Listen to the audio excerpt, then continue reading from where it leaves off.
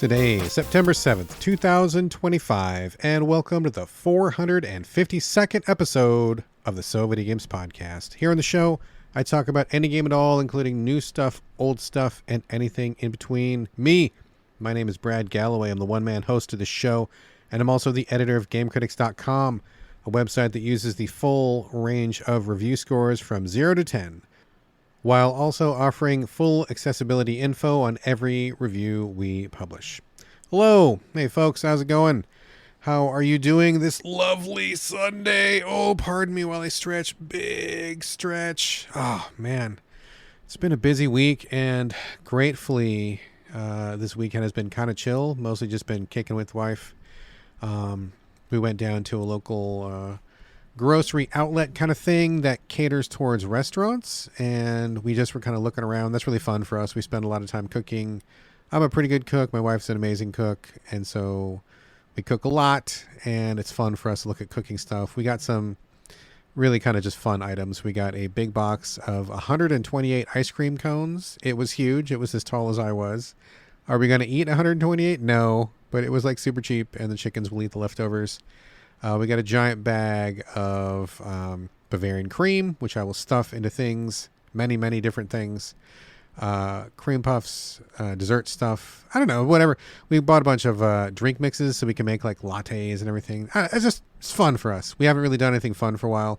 And it was nice to just get out of the house and just chill for an afternoon. And that chill is kind of carrying forward now. Today has not been too busy. Did a little bit of chicken maintenance this morning, cleaned out the chicken coop with the sun, picked up a little bit, but it was nice. It was nice to just kind of like live life in a slightly lower gear and kind of just take things as they came. And I didn't have any huge looming deadlines, didn't have anything that was just like burning hot, needed to get done. And it's nice. It's nice. A lot of stuff going on in the world, a lot of bad going on in the world, a lot of stuff to cause you stress and nightmares, but every once in a while, you got to push pause and just, recharge a little bit. And I think that was kind of what this weekend was for us. Just hanging out. Didn't hit social media that much. Didn't watch the news. Just kind of reconnected with the wife. Watched a couple shows. Ate some food. And that was it. And now, doing a podcast. As per usual, going to kick things off with housekeeping, where I talk about tidbits, news items, industry happenings, basically anything randomly game adjacent that's caught my eye in the last 7 days. Not a lot this week. I've been deleting a lot of stuff because I've been super busy up until this weekend, and I just don't have a lot of housekeeping. The only thing worth noting is that Akupara Games, publisher, love Akupara, I play lots of their games, I think they do some good stuff, has just announced their collaboration with Joe Richardson. If you are not familiar with Joe, he is a PC developer, although at least one of his games is on console. But he does very Monty Python-esque point-and-click games, which are blisteringly funny. It is really hard to do comedy in a video game, and Joe knocks it out of the park every single time. So they have not announced anything new, but Joe has done, I believe, 4 games so far, and they are putting together a collection, the Joe Richardson Collection, which will be available on Steam. It includes 4 games: The Preposterous Awesomeness of Everything, 4 Last Things, The Procession to Cavalry, which I played on Xbox and I fucking loved, and Death of the Reprobate, which was the sequel to Cavalry. So those 4 things are now in a package. You can pick those up and sample Joe's work. If you like satire, social satire, comedy, really weird point and clicks, I believe every single one of Joe's games uses art that is taken from Renaissance paintings and classical paintings.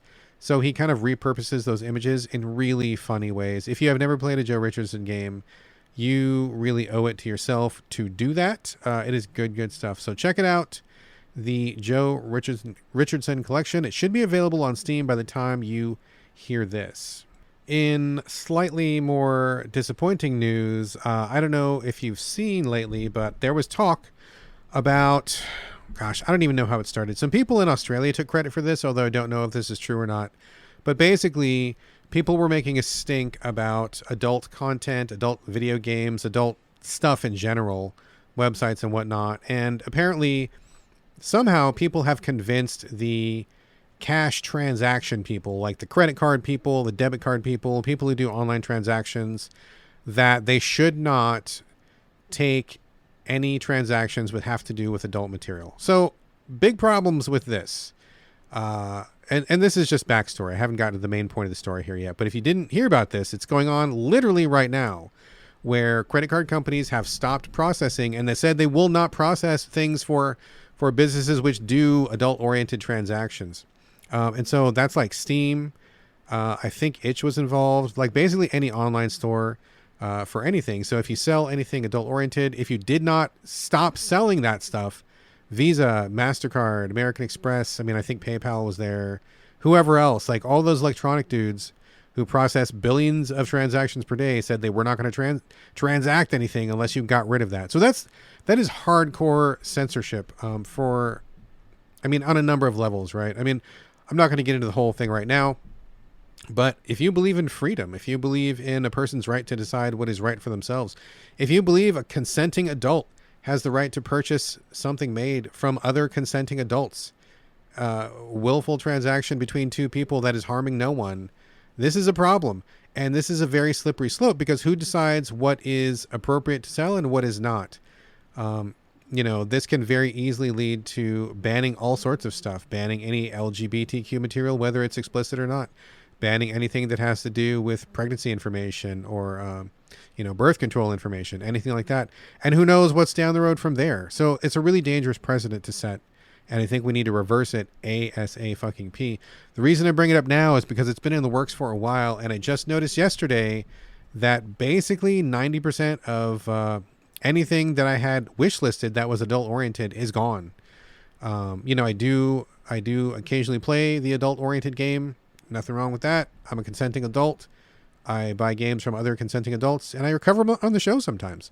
Some of those are pretty funny, or they're cute, or they're spicy in the right way or something, and I will often, not super often, but, I have covered adult-oriented games here on the show, and I had a number of them wishlisted just for, future coverage purposes or whatever, and they're gone. They are gone. So not all of them, though, which is kind of strange. I'm not sure where Steam drew the line, but many of them are just disappeared. I went to my wish list and it was just like not available, not available, not available, not available. No title, no picture, no nothing. So if you're an indie developer who makes adult-oriented games, you're probably in a lot of trouble right now, because where are you going to sell your goods? If that's how you make your money, you've been effectively locked out of making an income. And at least in America, if you don't have an income, you basically die. That is capitalism at its quote-unquote finest. So my heart goes out to all the indie developers who were making fun, cute, horny, pleasantly stuff that is now not able to be sold. And I think it marks a pretty dangerous precedent, pretty dangerous slippery slope in terms of America, because it's not very far to see how other things that do not ever deserve to get censored are going to get censored. We should not have this much power to hold back or dictate what people do with their lives. As long as things were legal and on the up and up and no one was being harmed, I think people should be able to choose for themselves. I've always thought that. And this is a big slap in the face of that belief. So bad times are here, folks. They are here. All right. There's no happy ending to that. It's just bad. Sorry. Okay. That is it for housekeeping. Before we get to the main part of the show, just a quick heads up about the Patreon supporting the show. So just as an FYI, I don't want to sound like a beggar or anything, but like my costs are currently not being covered for the cost of GameCritics.com/the So Videogames podcast. I am paying out of my pocket, and huge thanks first off to everybody who is donating. We do have some Patreon supporters, and I love you all. Like, thank you so much. That really helps a lot. I'm really, really ultimately grateful for that every single day. But the costs are not being covered, and if you are a listener and would like to help out, that would be really appreciated. All the costs of everything come out of my personal pocket. And if you like this show, if you think the show is valuable, if you listen to it once a week, if you listen to it on drive, you listen to it in the morning, listen to it on your run. I mean, I put out basically like almost a show a week. So that's like 52 free shows a year. And that's not counting any special episodes I might do. So if you listen and you value this, I would really, really implore you to chip in maybe just like $1 a month. If everybody listening, I've said this before, but if everybody who listens to the show, and I've got the numbers, if everybody listening would chip in just $1, my expenses would be totally covered. Everything would be fine. And I would greatly, greatly appreciate it. So if you can afford it, I would appreciate it. All right. Another shout out for the YouTube channel, youtube.com/@gamecritics.com videos. Check that out for hand curated videos interviews. We got a couple cool interviews coming right now. We're going to be talking to Swery65 again. I love Swery. I've met him in person several times. I've hugged the man. He's hugged me. We're friends. I love Swery a lot. We've got a couple other interviews from indie games coming up, and then there's going to be, hand-picked trailers that we like and video reviews from our people at Game Critics. So check that out if you like. And I think that's all of the preamble. Checking the notes. The notes look like they're good. Okay, great. Folks, would like to start the main portion of the show with some circle backs here, where I circle back to things I've covered in depth on previous episodes. Not going to get into the details right now. So just think of this segment as a quick update to let you know if my thoughts have changed on something for better or for worse after spending more time with it. Also, I forgot to mention earlier, Carlos was actually supposed to be on the show, and he was not able to make it today. So in case you heard the last episode and were looking forward to a Carlos episode today, he had something come up personally, and he was not able to make it. I think it was syphilis again. Man can't keep himself clean. But he'll be back, hopefully, sometime in the near future. I don't want to promise again and not deliver. So I talked to him today. He said he's going to try to, get some antibiotics and get himself back in fighting shape soon. So I apologize if you were looking forward to Carlos today. He was not able to make it, but he's fine. He's good. It's all good. And we'll have him back on the show pretty soon. All right, circle backs. Let's go. First circle back, Discounty. Still playing it on the Switch. Still loving it. I really, really, really want to roll credits on this. I'm having a great time. I'm not sure how much is left, but I've been putting in time every single night. This is the game where you go to a new town, you open up a grocery store, and then you have to deal with the store, stocking items, ringing items up, restocking, but then also dealing with the town where something fishy is going on, and you have townsfolk to interact with, little side quests. It's a great blend of, I don't want to call it an RPG because I don't think it's that in depth, but like managing a town, talking to folks, stuff like that, but also doing store stuff. It's just the right amount of store stuff. It's just the right amount of town stuff. I think it's a perfect balance. It's really well done. Loving Discounty. I had a snag because I needed to talk to somebody, and I just could not figure out where that person was, but I had to figure that out. I did figure it out, and I'm looking forward to getting unstuck and making more progress. But gonna roll credits on this one for sure. Certainly one of my favorite experiences of the year so far. I think Discounty is a heck of a lot of fun. Definite big thumbs up for Discounty so far. Next up, circling back on Is This Seat Taken, which I talked about, I believe, last episode. This is the one that debuted on the Switch Direct recently, and then they shadow launched it the same day, I believe. It's where you have a group of people, very minimalist presentation, pleasantly minimalist presentation, and you have to seat them on a bus or in a restaurant or in a waiting room. You got to seat them in such a way as so everybody is happy, because some people don't like to sit next to other people. Some people want to sit in a specific place. And so you've got to use logic to figure out who gets to sit where so that everybody is happy. Still loving that. Having a lot of fun with it. Doing one level a night. Haven't finished it yet. But I still enjoy it. And I think the logic holds up. It's really fun. Very straightforward, but pleasantly straightforward. It just really scratches a very nice itch. I love playing something small and cute like this. And it's just really well executed. So big thumbs up to Is This Seat Taken? Loving that one a lot for sure. Next, circling back on Grit and Valor. I talked about this one a couple episodes ago. This is the roguelike set in an alternate World War II where you have, kind of steampunky sort of mechs who are trying to take back freedom in a world where the Axis powers have almost triumphed. They have really flipped the script on the Allies and are winning the war thanks to their Nazi engineering. And so you steal some mechs and put together a ragtag group of resistance fighters. So when I talked about it last time, it was pretty buggy. Playing it on the PS5, and the pause function didn't work, and there was an ability to assign actions that didn't work. I know this because Eugene Sachs, who is our main video guy at Game Critics, he covered it on video on PC a while ago, and when I was talking to him, I realized that the version he played and the version I played are a little bit different. So I had some issues with that, but lo and behold, as I usually say, the best time to play any game is at least 6 months after the fact. I didn't even have to wait 6 months. The developers did fix those things. They fixed the pause, and they fixed the ability to assign actions, which is great. That's what I wanted. So I went back to it and was able to give it a full evaluation. And I will say that those things help the game immensely. Being able to pause the action helps tons, because it plays like an RTS, If you look at screenshots, it looks like turn-based, but it's actually more of an RTS, which is kind of difficult, at least for me to deal with. Maybe other people don't have that problem, but for me, I am historically weak with RTS action, and so I appreciated the ability to pause. You can also, while pause, tell robots to go to certain specific places, and that really helped a lot too. Unfortunately, that was great, and I'm glad they did it. So big thank you to the developers for getting that patched. I really appreciate it, and it really does help significantly the game for sure. The problem, I think, ultimately is that there just isn't enough to the game. It kind of ends up being one of those roguelikes where you just have to grind and grind and grind and grind and grind to upgrade your stuff in order to make it further and further. The stuff that you get during a run isn't really very different than the stuff you start with. Like, you'll get plus 10 armor for one guy, or you'll get plus 10 machine guns for another guy, or plus 10 critical hits for somebody else. And you'll collect those as you go, and those are randomized, and the maps are randomized. But it doesn't really matter. All the maps largely feel the same. There's not really any terrain features that you might take advantage of. Nothing significant anyway. And so when you get those incremental percentage upgrades, it just means that every run feels the same. Like, I was hoping you would get like, oh no, I got this cool mini nuke that I can drop on people now. Okay, cool. That changes the way I play the game. Or, oh, my guy's got double flamethrowers. Okay, that totally changes the way I play the game. Or my guy gets double attack power if he remains untouched for 30 seconds. That changes how I play the game. That's where the real good roguelikes live, is when you get a drop during a game that changes the way you play.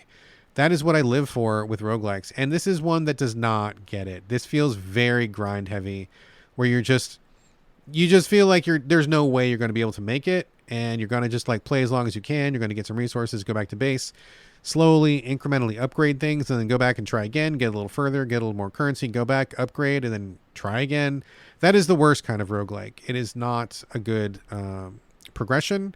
It's not a good feeling, and I think that because of it, this game misses the mark. If there was more variety, if you could pick up a brand new mech in the middle of a campaign, that would be amazing. If you could pick up some kind of new pilot, a new power, something that flipped the script on it and just changed the way you play, that would be a real, I mean, I guess ironic to say, but a game changer, literal and figurative.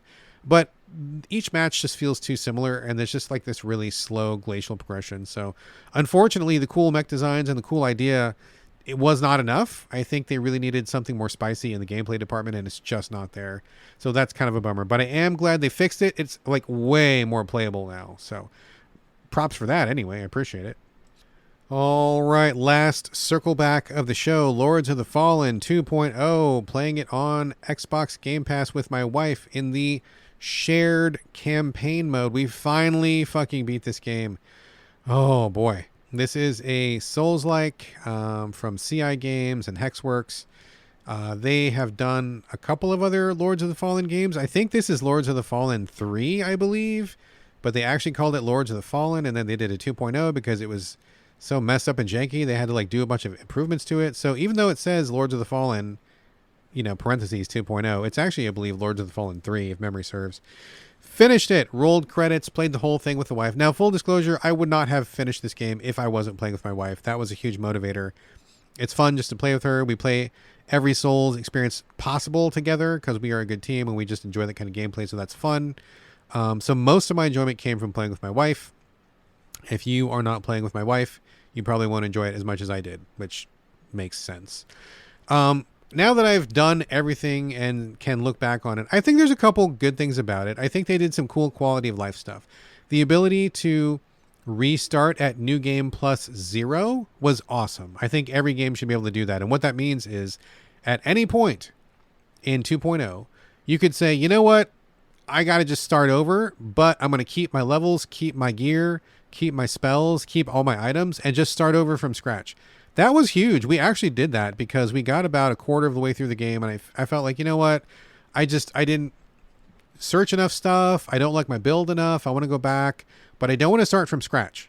And so I kept all my gear, all my points, all my stats and everything, and went back to square one and did it again. That was great. It was really helpful, and especially in a game where you don't know what it's going to be like until you play it. You know, like sometimes RPGs will be like, oh, pick your character class and assign your stats before you've even fucking played the game. How do I know where to put those fucking points? I don't know. And it's not until 5 hours in when you're like, well, God damn it, I wish I had done XYZ instead of ABC. And now that I know this, I would have done something different. Well, this game allows you to go back and fix that. I think that's great. I like that a lot. There's also respecs available, limited, but you can get those, and those are great. I like that a lot. I think that there were an okay number of save points. It kind of thinned out towards the end of the game. I think they dropped off a little bit. But the plus side is that they had these little areas where it was not a save point by itself, but you could put a save point there if you wanted to. You would naturally pick up these little, I mean, I guess I'll just call them save seeds, and hold them. And whenever you saw this patch of land that was the right patch of land, you could plant a save seed there, and a save point would sprout. That was awesome. I loved it because you could kind of self-select where you wanted to save. If you were near an area that was giving you trouble, you could pop a save right there. Or sometimes when you just were in the middle of a big stretch and you weren't near an official save point and you wanted to peace out, you could just be like, oh, here's a save, little patch of save land. I'm going to save, and I'm going to bounce, and I'll come back. That was great. Really great quality of life. I love that very much. So that was good stuff. There's a couple of things like that. I'm sure there's more that I'm not remembering right now. But I think that those quality of life things should be absolutely carried forward in like every Souls. It just made it just so much more pleasant to play. I don't think that like suffering with like miles between save points and getting stuck, you know, with the wrong specs or something is something that is really intrinsic to enjoying a Souls-like. So I'm really grateful to those quality of life improvements. Other than that, though, it was not really a great game. It was pretty buggy in general. And I will say that we played the shared campaign co-op mode, which is different than drop in, drop out. Basically, like you go through the game together.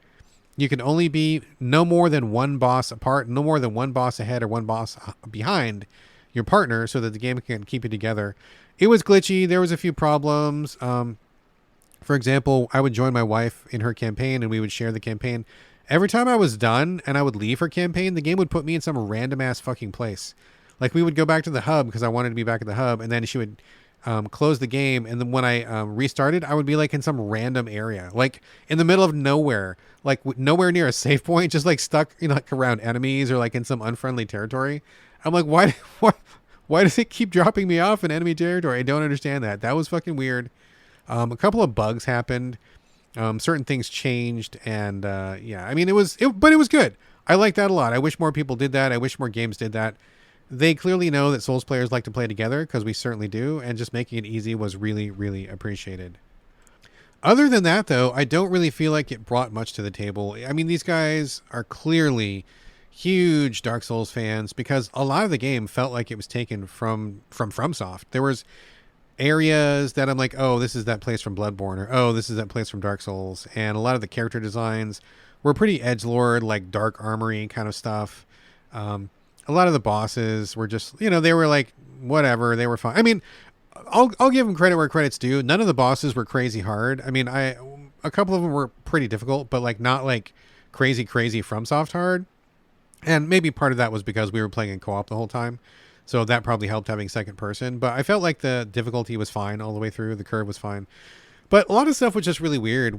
My wife and I both found weapons pretty early on. Like I would say in the first quarter of the game. And I just never found anything that was stronger than that. Like for the entire rest of the campaign, we found armor really early, like again, in the first quarter of the game. And we never found armor that was better for the entire rest of the campaign. Like the scaling felt way off. You know, I used this one hammer that had eyeballs on it, which I hated. I hated using it. It sucked. It didn't look cool. I didn't feel cool using it, but it was the strongest thing that I had by a mile, by like a lot. And like nothing even came close to it. And so I would switch weapons once in a while just because I wanted the variety, but I'm like, this isn't as good as what I had. I got to go back to the eyeball hammer. And my wife and I were wearing the same armor, so we were like twinsies throughout the whole campaign. Not because we generally dress alike, but because it was like the best armor that there was. I was like, dude, everything we pick up, nothing is worth picking up because it's all shit. And we went out of our way to like hoover as much as we could from all the levels. And like, we never found anything. She never found anything better than the greatsword she was using. And I never found anything better than the hammer that I was using. That's a problem, dude. That is a real problem. I really thought it was so boring that we didn't get a chance to, you know, do anything better than that. And the levels, oh my God, the level design is absolute fucking dog shit in this game. They are so confusing. There was no maps, and I get that everybody wants to be FromSoft and wants to make levels that are so memorable. Nobody ever needs a map. If you're not FromSoft, please don't do this. If you are FromSoft, continue. But if you're not FromSoft, you can't do it. I can think of maybe the only other people I've ever seen that really do it well are the Lies of P people. I forget what their name was, but the Liza P developers from Korea. Okay, you guys get a pass. Your level's pretty good. I can remember your levels just on sight. Lots of landmarks. You get it. You get it. You get it, guys. You're doing good over there. But everybody fucking else, put a goddamn minimap in your game because you can't do it. You're not good enough. I'm sorry, but it's true.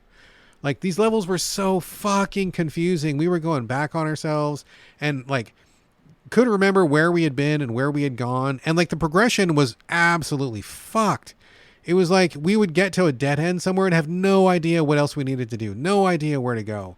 And then we would look it up. I mean, we spent so much time on YouTube on videos doing, like, where do I go next? What do I do next? What's the next boss? The progression was just so fucked. Like, no sense of progression, no signposting, no breadcrumb trail. And they put a little feature in that's kind of like you click a button and it's supposed to show you which direction to go. But it just goes beeline straight for wherever the next thing is. It doesn't take into account the road or the path you need to get there. So sometimes it points you in a way that there's no way you can go that way because that's not the way it goes. The road doesn't go that way. The level doesn't go that way. So that wasn't much help. It was just really fucked, and there was no way to get hints other than YouTube. If it wasn't for YouTube, we absolutely never would have finished the game because we would have just, like, been lost. We just had nowhere, no clues, no hints of where to go. We had just no fucking idea where to go. So, like, that game, extremely, like, notably poor when it comes to level design and, like, progression, sense of progression and signposting. Like, oh, some of the worst I've played in a long time. Really, really god-awful.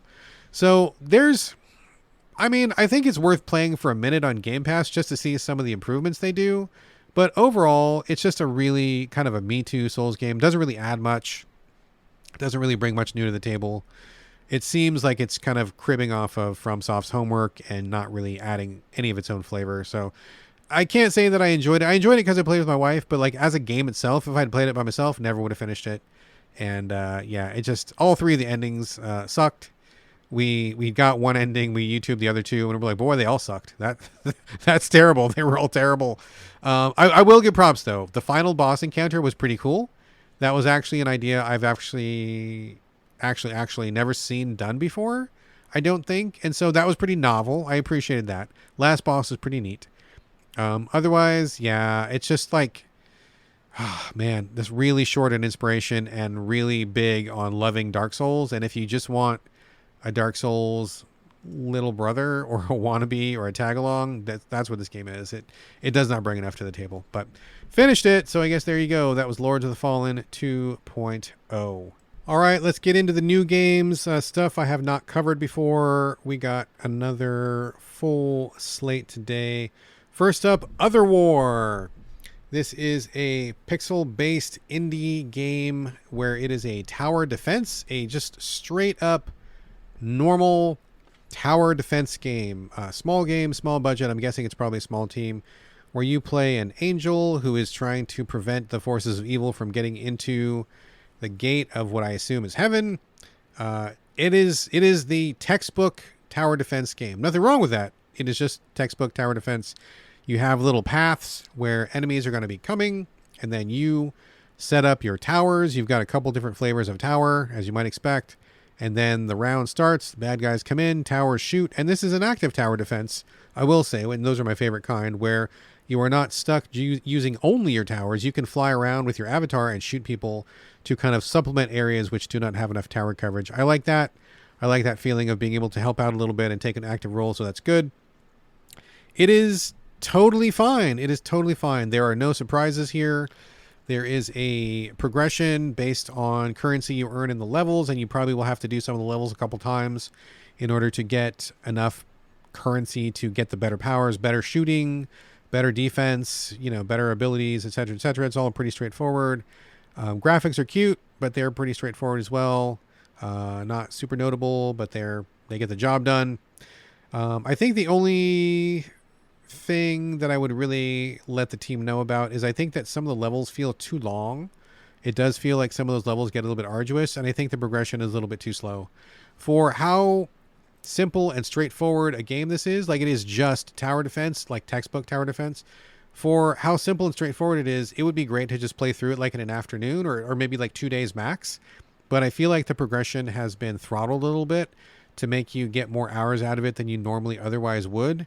And that kind of made me bounce out. Just because, I mean, it's cool. It's fine. It's good. There's nothing wrong with it. It is just straight up tower defense, and I enjoy those once in a while. Active tower defense, which is fine, my favorite of the tower defenses. But it just feels like they're dragging their feet a little bit on it, and it takes too long to earn the currency, and the levels themselves are a little bit too long. So I get that people don't want to like spend 6 months or a year or 2 years of their life making a game only to have a player beat it in a day. I get that, I do, but at the same time, we've got to be real about what you're creating here, and I think that maybe shorter would have been better. I would have happily finished this game if it didn't feel like it was just kind of a grind. But as such, I got about halfway through and I'm like, okay, I'm good. I've seen what it does. I know what it does. I'm familiar with this. I don't anticipate any surprises or secrets coming, so we're good. If you want a very straightforward tower defense game, that is the definition of tower defense, active tower defense, this is a good one. No complaints about it other than what I mentioned about the pacing, but it, checks the boxes, does what it needs to do. It's small, it's cute, it's a little project. I mean, I think this team knows what they're doing, so Otherwar, that's what it was, and we're moving on. Next up is Cronos, the new Dawn from Bloober Team. I got sent a code, and in fact, all of the games except for one, and that'll become apparent pretty soon, I was sent by the publisher, so thank you very much to all the publishers. I appreciate that, and full disclosure, that is where I'm coming from. I did not have to pay for any of these games, actually. So Cronos, the New Dawn from Bloober Team, who have done a number of horror games. I believe they also did the recent Silent Hill remake, if memory serves. I believe they did Layers of Fear as well. That was like a painting first-person horror game. I don't play a lot of horror games, but I do like sci-fi horror. That's, like, I don't know, like when you think about movies, I'm thinking about something like, Alien or Event Horizon or anything like that. Or Dead Space. It's talking about games, Dead Space for sure. Anything like sci-fi horror-y is something that is appealing to me. I think the sci-fi element is what gets me in. I don't play a ton of horror games on their own, but I do like sci-fi horror. So I thought this one would be one to check out. This is a third person. Yeah, it's a survival horror, pretty straightforward survival horror. You play I think they're called the Traveler, I think. You're in this giant suit with a helmet that looks like a fishbowl with a vagina on it. And you travel back in time in this weird machine, and you don't exactly know what's going on, but you know that something bad has happened. Like humanity has died out. They've all succumbed to this kind of like weird flesh mutating virus thing. And you need to go back in time in order to like save people or save their essences, their souls, whatever, and bring them forward into the future for reasons, something along those lines. Anyway, it's all very oblique and mysterious at the beginning.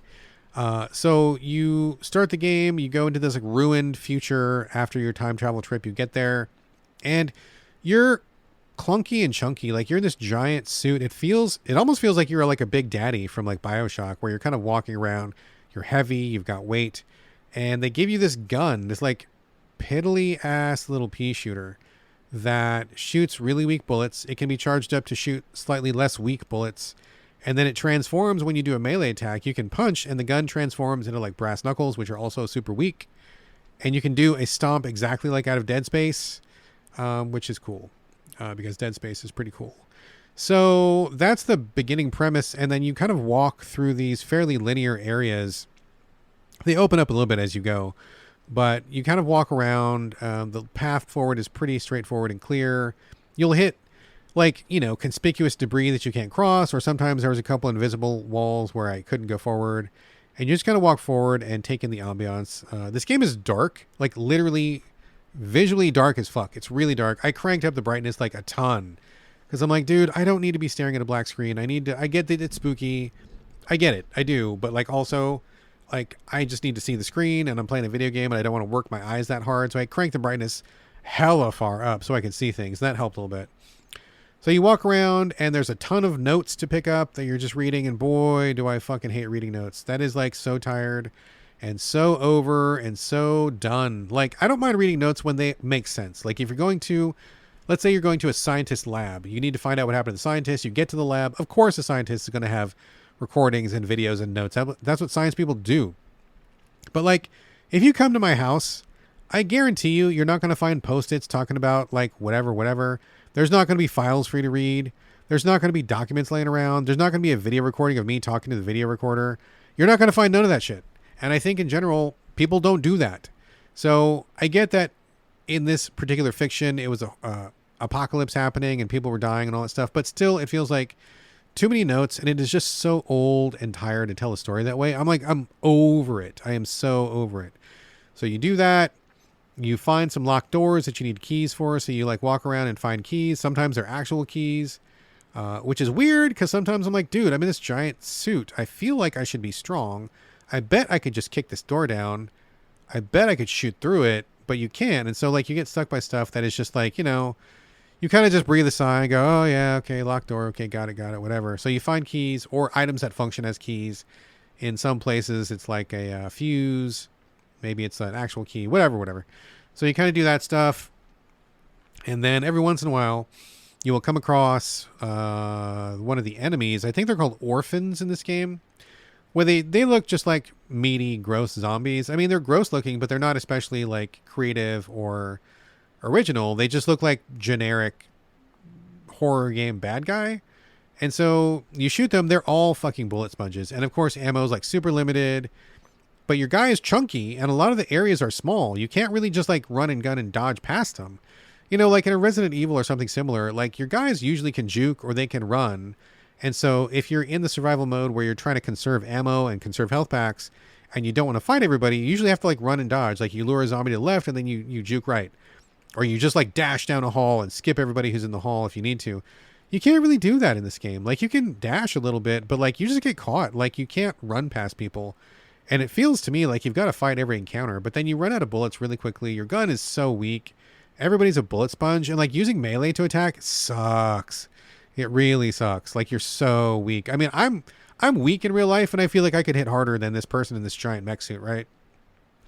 So that was kind of a bummer. I don't think that combat is very good. I don't think it is not a combat game, and yet you must engage in it quite a bit. And it's also not like a run around and escape bad guys game because you're too big and too slow. It feels like it's kind of stuck in the middle. And so you just keep going, finding more files, opening more locked doors, progressing. And then eventually you get to a part where you can upgrade your stuff. And the upgrades just look so dire. It's just like, oh, add one more ammo clip to your gun, 10% more attack or something like that. You know, like it was just like nothing notable. Nothing that when I saw it, I was like, oh, okay, this is cool. I'm going to work towards this one thing. And that's going to give me some hope. Yeah, it was just really kind of like really boring, straightforward upgrades. Not to spoil anything, but I know that when you do find survivors, they do give you special abilities based on how you interact with them. And that's all I'll say about that.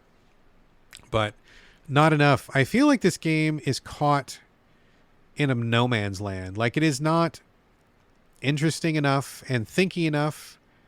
But it's also not combat-y enough.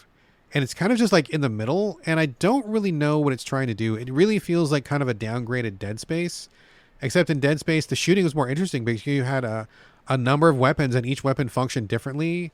And you had like different abilities to like dismember the enemies and you could do things to them. But here it just feels like your weapons are really weak and you are really weak and it doesn't feel the same. So the combat is not good and the puzzles are just like whatever, pretty straightforward. At one point, the game introduces the idea that if you kill an enemy and they're on the ground, if another enemy comes by and finds the dead enemy, they will absorb them and become tougher. So what you need to do is burn the dead enemy on the ground before they can get merged with somebody else, or I guess just prevent somebody from finding them. I don't know how you prevent anybody from finding anybody. It does seem like the monsters are not random, so I guess if you know where the monsters are at, you can strategically decide which ones to leave and which ones to burn. But you only carry, at least in the part of the game I was at, you only carry one flame canister. So you burn enemies once and you're out. And you have to go find a machine that refills your fuel, and it only gives you one canister. And it will not give you another one until you use that one. So like in one section, I hit 3 or 4 enemies in a row. So I would shoot the enemy and take hits inevitably because like you just can't dodge and there's no way to really knock them down because you're just too weak. So you take a couple hits, whatever, knock the enemy down, you burn them, and then you got to run back to the refueler, get a new canister, go to the next enemy, shoot him, knock him down, burn him, run back to the refueler, go back to the third enemy, shoot him, knock him down, burn him, run back to the... You see where I'm going with this? Like, it's boring. It's dumb and it's boring. It should come back on a timer or just have some other kind of like way to pace that out. But running back and forth to stations to get more resources is stupid. what are those stations even doing there anyway? Like, you're supposed to be in this like ruined future. You should be tougher, be more self-sufficient. Your armor should be better. It just feels like you're just, I mean, I just don't know what this game is doing. Combat's not great. The puzzles are not great. Story is like, it is what it is. It didn't hook me in the time that I played it, and I don't like reading files. So I guess I just don't know what this game is supposed to be bringing to the table. It does not feel like it does anything new or different than other games have done better.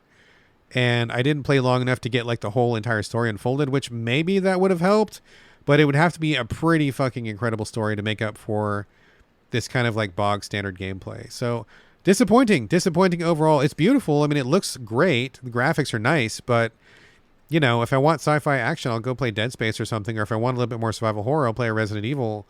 Or if I want like a better story, I'll play a Silent Hill. I feel like Cronos is stuck in like the delta of like those three things, but doesn't really excel at any of them. So I bounced on it pretty quickly, and it did not keep my attention, unfortunately. But oh well, there you go. That is Cronos: The New Dawn. All right, let's get back into it here. It's been a bit of a pause for me, maybe not for you. That's fine. That's the magic of podcasting. Before I get to the rest of the games, quick circle back to housekeeping, I guess. A few things have come in since I started recording this particular episode. First one, Xbox Indie Demo Fest, starting September 9th, going all the way through the 30th. I do not have a current list of what's going to be up for demo, but I'm sure there will be, if anything, if like the past is any good indicator of the present, without looking at a list online, they've usually had about 50 or so games every time they've done this, give or take. So I'm expecting another 50 this time around. I'm sure there's going to be winners, losers, interesting, not so interesting, probably a whole great variety of things. I'll probably dip into it at some point, but check it out. Heads up that it's there, because traditionally Microsoft does not do a great job of advertising that. I haven't been on my Xbox in a couple of days, so we'll see what happens there. Maybe there's something on the homepage when you start your Xbox. But in general, I find out about this demo event from the developers whose games are going up for demo rather than from Microsoft themselves. So I guess whatever. But heads up, it's running from September 9th all the way through September 30th. Also, one other piece of random housekeeping that came in is Red Deer Games, which I believe are located in Poland, I think, has just now started offering a QA service for indie games. Red Deer has been around for a long time. They have published quite a number of titles. They probably know a thing or two about, working on smaller games and getting stuff out there ready for public consumption. I do not know any pricing. I'm sure it's probably on a case-by-case basis, et cetera, et cetera. But they know their stuff. Maybe check them out if you are an indie developer, but you are not so great at QA, or maybe you're just so tired after creating brilliant stuff that you don't want to do the QA yourself, or whatever. Seems like probably something worth checking into, given their track record in the industry. So there you go, a paid QA service coming from industry vets Red Deer Games out of Poland. So there you go. I'm going to pivot a little bit.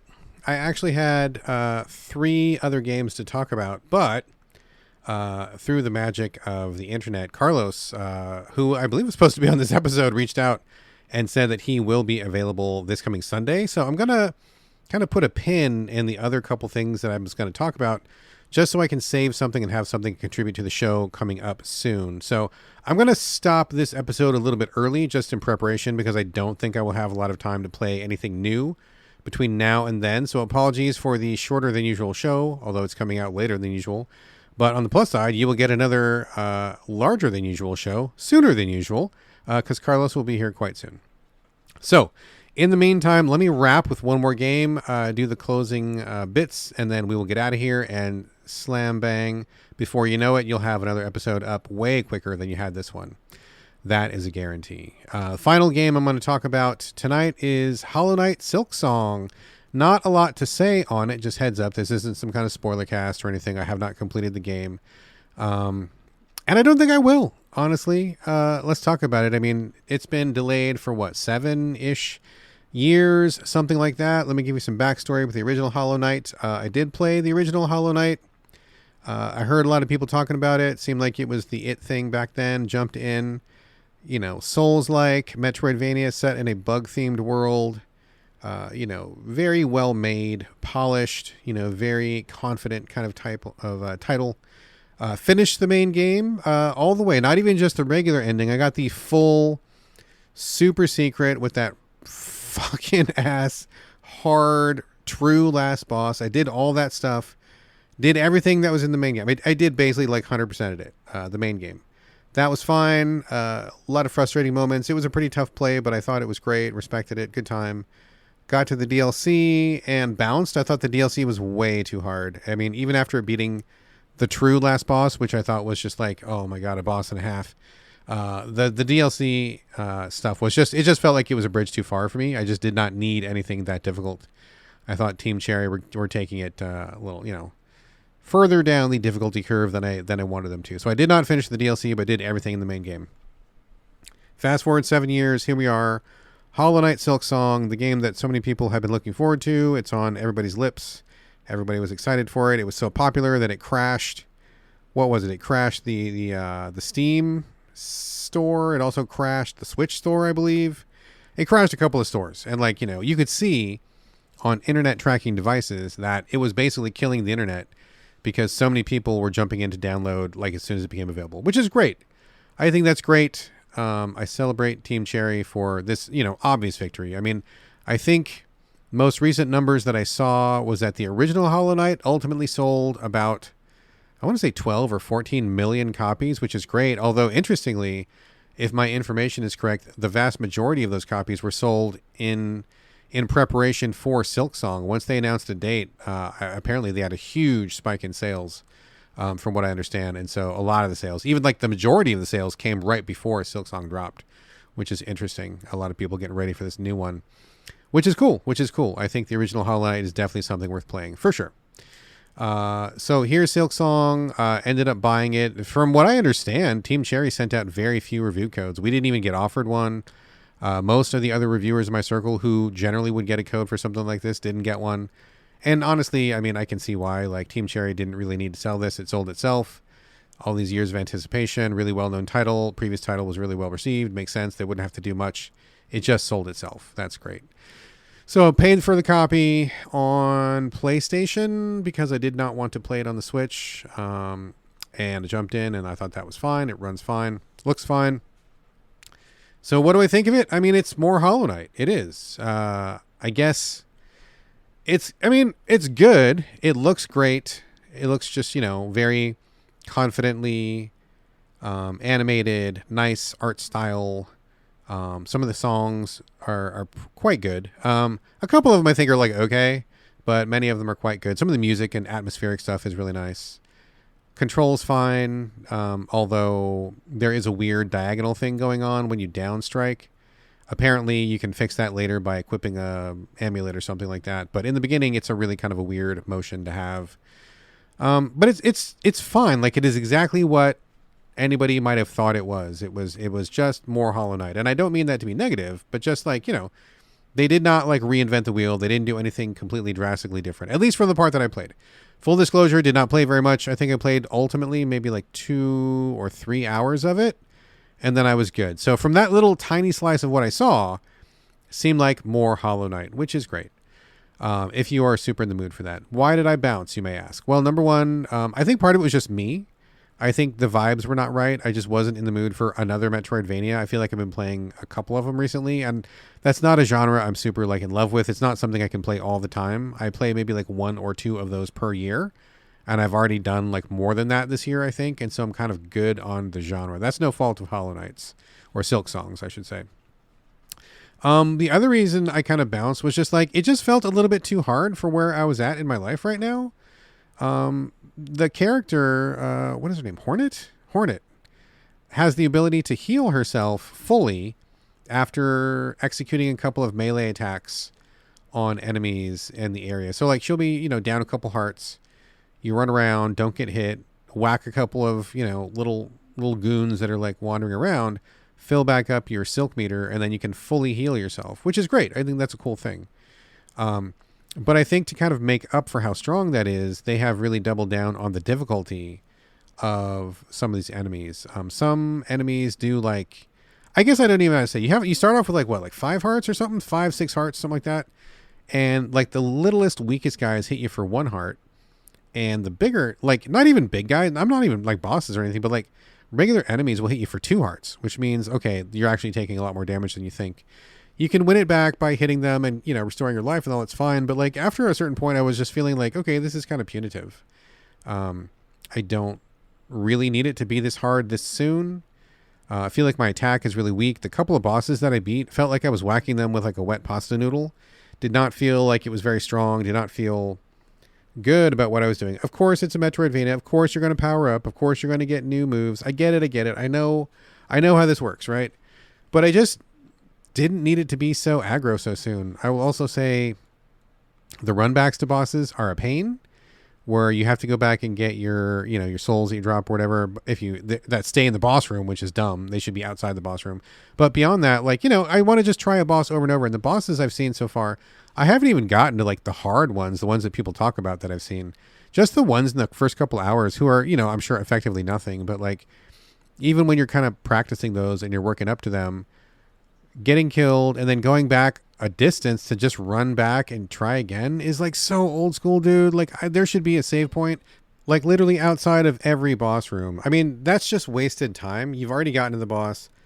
I need to prove that I can get back to it again? Like I've already been there, and it's just, to me, a waste of time and kind of insulting and aggravating, really aggravating, to have to like go back to whatever the last save point was and then run back, take a couple hits, maybe you don't. Just the simple fact of wasting that time is really aggravating. I was speaking to some people about this on Discord. I believe it was someone in the Gaming the Wild Discord, perhaps. Or perhaps it was mine. Perhaps it was So Videogames. But we were talking about the speed of trying again when you're doing something difficult and how that affects your frustration. This goes back to, I want to say, I don't know for a fact, but I think Super Meat Boy, if memory serves, was one of the first notable games, if not the first, where it was like designed to be like really, really difficult, like, masochistic type difficulty. But the developers figured out that if you were able to hit a button and instantly restart, that really helped mitigate people's frustration, and they were able to take on a much more difficult challenge if they were able to get rid of the waiting time, if they were able to iterate over and over and over and over on their attempts, rather than having those times spaced out. And I think that turned out to be true for me, and I think probably for most people. The less time between attempts, the less frustration is accumulated, and the further you're willing to go, or more times you're willing to try, because you're not wasting time. You're just focusing on the task at hand and getting to try it again and again and again. Contrast that with something like Sekiro, which I've famously talked about in the show many times. I got through Sekiro despite being absolute trash at parrying, and got to the ridiculously difficult last boss. And that last boss, there was a run up to it. You'd have to get there to where the boss room was. There was like a loading screen, and then you watched a cutscene, and then you fought the boss. And so between all those things, that was like a ridiculous amount of time. I timed it at some point, and it was like pretty long period of time. And because it was so frustrating to get through the run up, the loading screen, the cutscene, and then try again, I eventually just quit playing. I mean, at the last boss, literally the final battle of the entire game, because it was just too much to take. That was just too much wasted time. It was too much downtime. I wanted just to try again because he was so difficult. And I quit. Walked away from the game for 4 years, came back to it, and eventually I beat him. But that just kind of goes to show, like, something like Super Meat Boy and Sekiro are both incredibly difficult, but the wait time in iteration attempts is drastically different. And I think that really has an effect. And so for me, I don't have much patience for run-ups anymore. I really don't. I just don't. I need a better quality of life. I need more modern game design. I'm not here for that. So between all those various rough edges, I don't know. Something else that is not really directly affecting me, but something that does kind of bother me a little bit, is also the accessibility of Hollow Knight Silksong, which is basically nil. There's not a lot of settings you can change to make the game play more to your taste. There's no difficulty slider. There's no, timing graph or something you can adjust. There's almost nothing you can change. Team Cherry have made this game the way they wanted to make it, which I guess is fine in one sense, but in the other sense, they are automatically excluding a lot of people. If I was able to make this game easier or make it run a little bit like 0.25 seconds slower, or get rid of, double the save points or something like that, maybe I would have kept playing. I mean, who knows? Very likely. And also, there are a number of audio cues in this game that have literally no visual component to them. And as someone who spends a lot of time on accessibility, that's a pretty big no-no. That's a pretty basic thing that I think people should be developing for. I realize they started making this game 7 years ago, but even 7 years ago, we were already, as an industry, looking at accessibility for basic quality stuff like this, like having sound cues and visual cues that match each other. So it does feel behind the times and a little bit player unfriendly in that sense. So taking all of those factors together, I'm just like, you know what? It's cool. They got my money. I bought it. I'm not mad about it. I'm not upset. I don't even think it's a bad game, but it's just not something that I want to invest time into right now. It's not what is making me feel joy at this time in my life. I don't have the patience for it right now.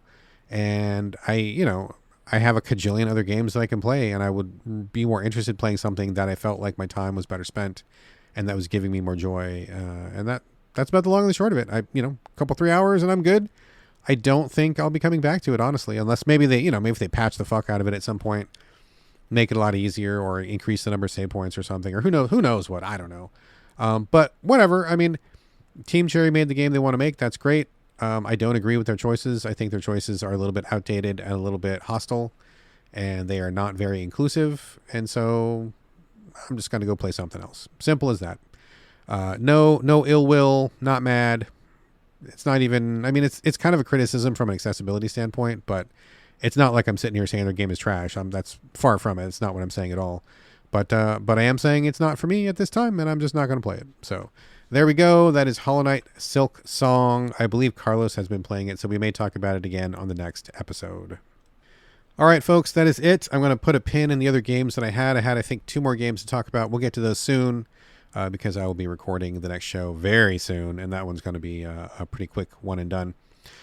So until then, let's talk about TV and movie roundup, the thing that I do at the end of every episode. Can you tell I'm tired? I'm tired. I'm super tired right now. Let's get to it. I'm going to skip the usual preamble. Let's talk about what I've been watching lately, which honestly hasn't been a whole lot. First, my wife and I watched Wednesday Season 2 on Netflix. It's fine. I think it's entertaining. I mean, I like the Tim Burton, Danny Elfman vibe. I know that's pretty popular with a lot of people. I think it's cute and I dig it. Everybody wearing dark clothes and so moody and stuff like that. It's fun. I think Wednesday, the character herself, played by Jenna Ortega, is really super unlikable. I don't know why they write her so unlikable. The original Wednesday in the Addams Family TV series back in the day wasn't really like that. I don't remember what she was like in the 90s revision with like Raul Julia. But she's just unlikable. She's really rude. She's excessively rude to everybody. She uses people. She's just not very nice. She just seems to be going through this like really shitty teen angsty thing that is just unpleasant. I think she's like the most unlikable character of the entire show. And I don't know why they write her like that. Maybe people like it? I don't know. I don't really care for it. But the rest of the show is fine. It's entertaining. They got some monsters, some mystery. It's a little bit too much like Harry Potter for my taste because they have placed her in a boarding school for special monster people, and they've taken more than a few cues from Harry Potter, which I think is kind of gross, and I'm good on that. But overall, it was fine. I mean, I think it was a fun watch if you want something kind of like bubblegum popcorn to watch that it doesn't make you think too hard and lets you look at weird monsters and a little bit of drama and mystery. It was good. It's fine. It's fine. Speaking of that kind of thing, the wife and I watched a horror movie called The Woman in the Yard. This is, in fact, I think every actor in this movie is a black person, African American, which is great. Always interested to see more diverse faces on screen, especially in the horror genre. That's awesome. This one was a very interesting one. I'm not going to spoil anything, but basically there is a single mom who lives out in a rural farm with her 2 kids. She's having a very tough time. You can tell just from the trailer and from the first couple minutes of the movie, she's really having a pretty tough go of things. And what ends up happening is one day there's a lady dressed all in black sitting in a chair out in her yard. I mean, her yard kind of looks like a cornfield. So she's like out in this field and you can just see her and she's just like sitting there. It's really creepy image. It's really imposing and scary. And things happen. But I will say, without spoilers, it does not go the way that I thought it would go. It didn't go the way that my wife thought it would go. It was really unusual. It turned out to be a lot more psychological than we thought. And it really spent a lot of time on the mom, which I think was really interesting and really appropriate. I like what they did. And ultimately, was it a horror movie? Yes, it was. But it was also not a horror movie. It was like psychological. It was about emotions. It was about family.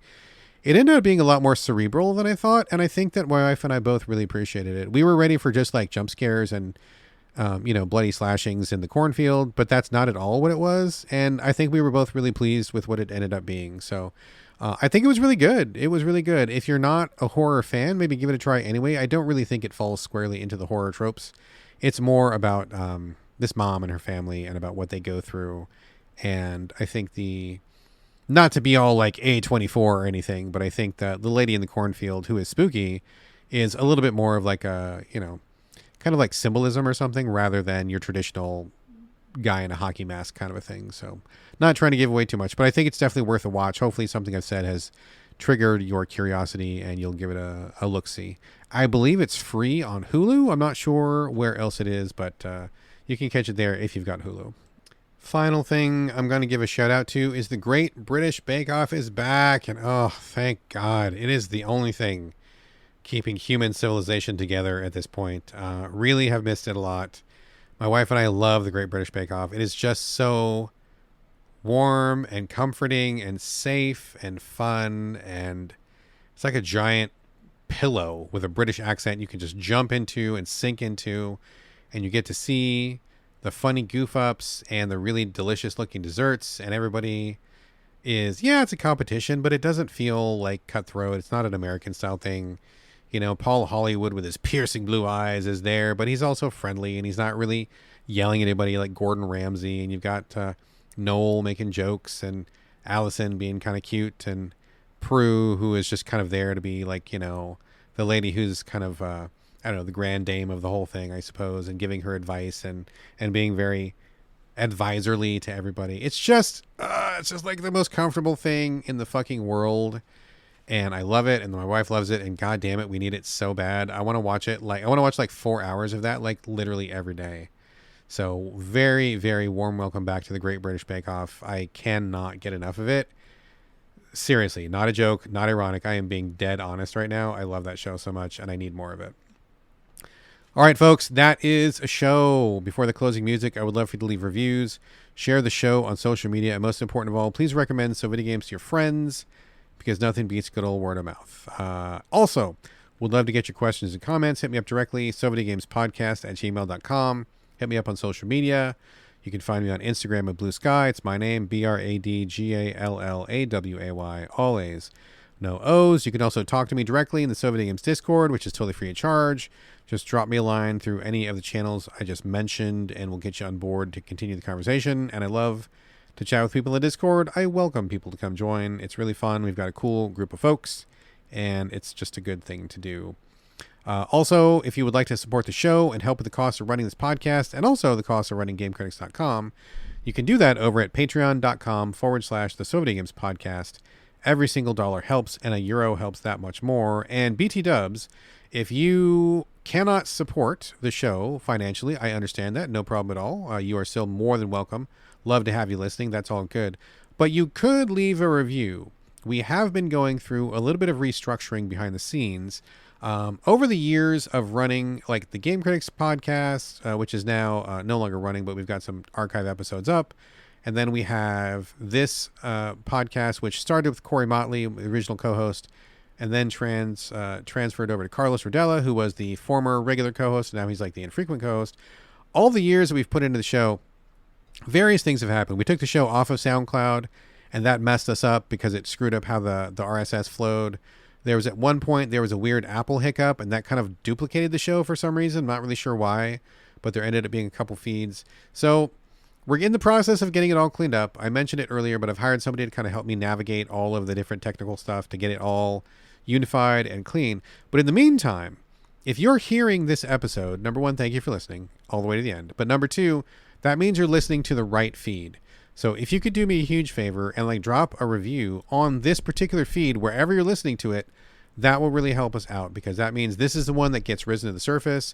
New listeners will find this one and not some of the other duplicate feeds which aren't working anymore. And it would just be a really huge help. It would just take a couple moments of your time. I'd really appreciate it. It costs you nothing. If you cannot financially support the show, no problem, but I would super appreciate a review. If nothing else, it'll help people find the show in the future. In the meantime, because there's a lot of like confusion on the Apple Store and when we got off of Spotify. So if you could do that, that would be great. All right, folks, that's going to do it for this episode 452, the very belated 452.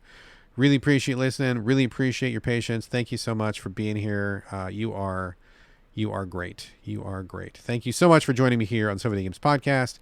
And I usually say I'll see you next week, but in fact, I'll see you in like a couple days. Next episode coming in a flash. See you then.